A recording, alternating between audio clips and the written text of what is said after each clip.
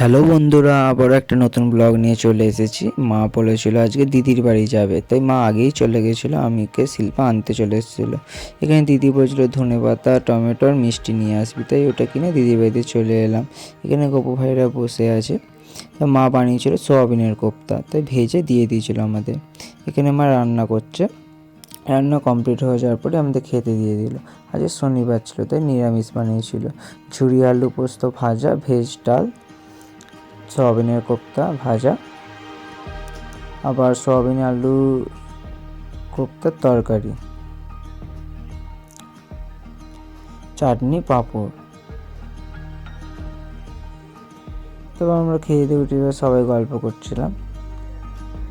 তারপর সন্ধ্যেবেলা দিদি দিয়ে দিল চা আর বিস্কুট, ওটা খেয়ে আমরা বাড়ি চলে এলাম। বন্ধুরা, আমার ভিডিওটা ভালো লাগলে like, comment, share and subscribe করে দেবে। টাটা।